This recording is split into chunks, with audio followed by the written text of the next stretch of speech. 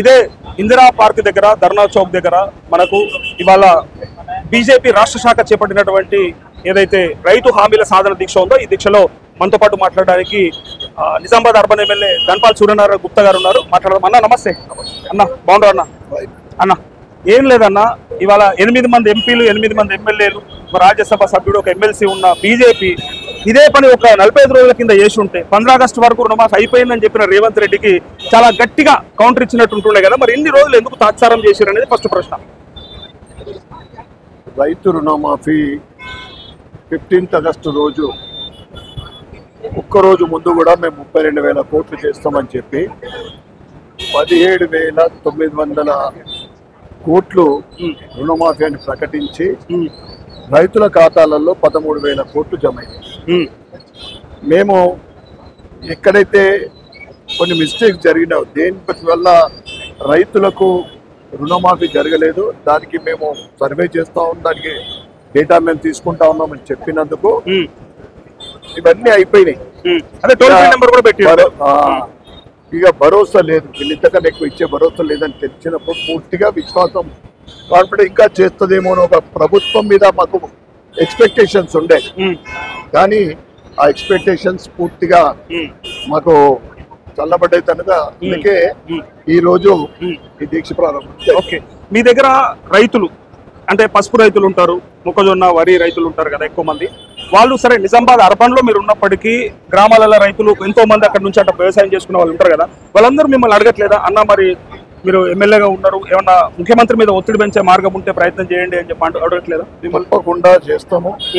ప్రజలకు బీజేపీ అంటే బీజేపీ మీద విశ్వాసం ఉంది, బీజేపీ మాట ఇస్తా అంటే తప్పకుండా అది ఏ ఇష్యూని టేక్ ఓవర్ చేసినా, ఏ హామీ ఇచ్చినా, ఏ కమిట్మెంట్ ఇచ్చినా గానీ తప్పకుండా బీజేపీ అది ఫుల్ఫిల్ చేస్తుందని ఒక విశ్వాసం ప్రజలలో ఉంది.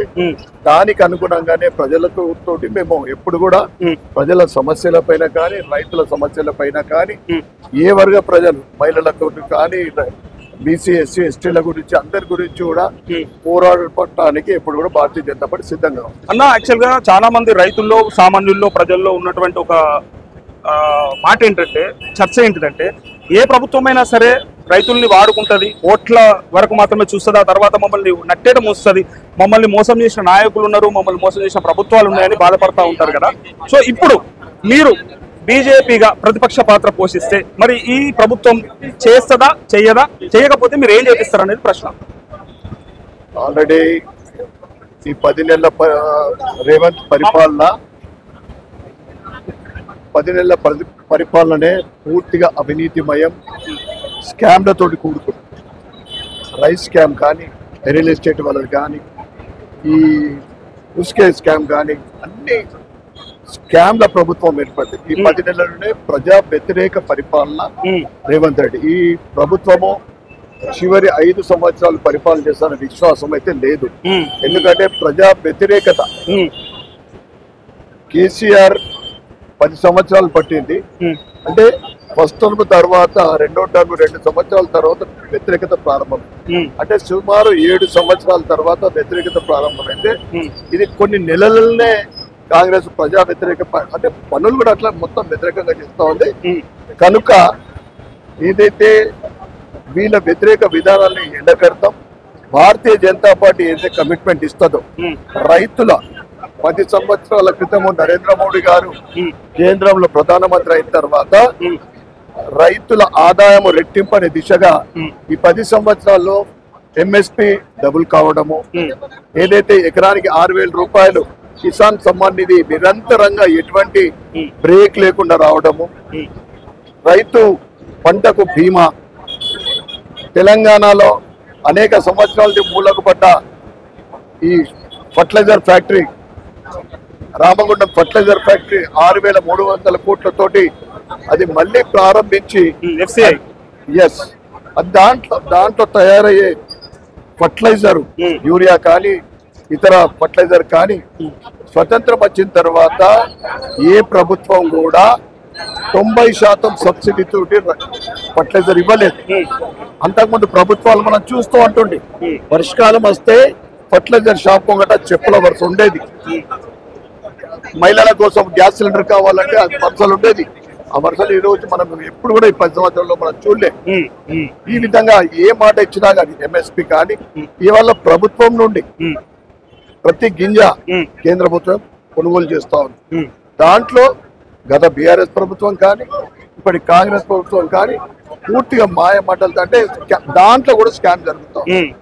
కనుక బీజేపీ కమిట్మెంట్ ఇస్తుంది, అది నెరవేరుస్తుంది. ఈ ప్రజలకు పూర్తిగా విశ్వాసం ఉంది.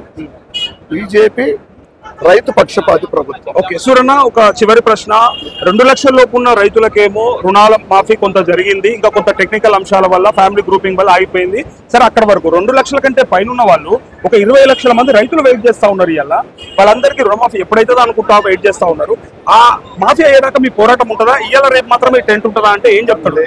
చివరి వరకు మీరు ఎటువంటి నిబంధనలు లేకుండా మీరు భద్రకాళి అమ్మవారి సాక్షిగా వరంగల్లో రైతు డిక్లరేషన్ మీరు డిక్లేర్ చేసి అది స్వయాన రాహుల్ బాబానే ఆయన నోటి ద్వారా చెప్పడం జరిగింది. సోనియమ్మ జన్మదినం డిసెంబర్ 9న ఏదైతే ప్రమాణ స్వీకారం చేసిండో సోనియమ్మ జన్మదినం రోజున 2 లక్షల రుణమాఫీ చేస్తా అని చెప్పింది.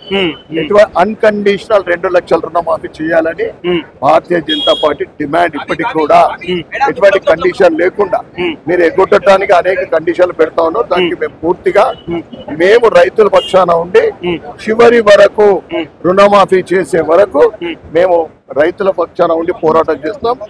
ఇవాళ ఏదైతే ఏందో ఈ దీక్ష ఉందో దీక్ష తర్వాత హైకమాండ్ ఏదైతే స్టేట్ కమిటీ సెంట్రల్ కమిటీ ఆదేశాల ప్రకారం ఈ రకరకాలైన మేము అజిటేషన్ చేస్తామని తెలియదు. ఓకే ఓకే ఫైనల్ గా ఇప్పుడు మీరు తీసుకున్న టోల్ ఫ్రీ నెంబర్ ద్వారా వచ్చినటువంటి రైతుల డేటా ఉంది కదా, ఆ డేటా అంతా మరి మీరు ఏం చేయదలుచుకున్నారు? దాని ద్వారా ప్రభుత్వానికి అయినా చెప్పదలుచుకున్నారా?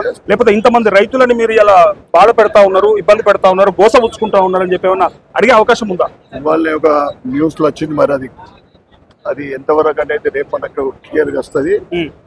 5,000 రూపాయలు సెకండ్ స్టేజ్ లో రుణమాఫీ జరుగుతూ ఉందంట.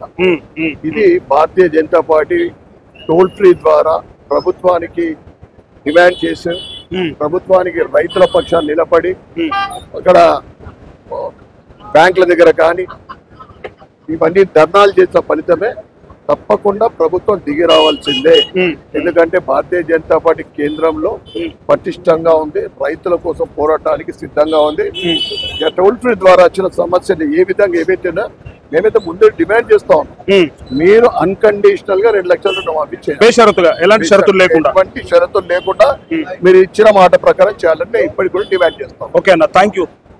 ఎమ్మెల్యే గారు చెప్తా ఉన్నారు ఏంటంటే ఎలాంటి షరతులు విధించకుండా 2 లక్షల లోపు ఉన్న వాళ్ళే అట్లా 2 లక్షల పైన ఉన్న వాళ్ళు కూడా 2 లక్షల వరకు రుణమాఫీ ఖచ్చితంగా జరపాలని, జరిగేంత వరకు మా పోరాటం కొనసాగుతుంది తప్ప దీన్ని మధ్యలో వదిలిపెట్టమని చెప్పి చెప్తా ఉన్నారు ఎమ్మెల్యే గారు. థ్యాంక్ యూ, నమస్తే.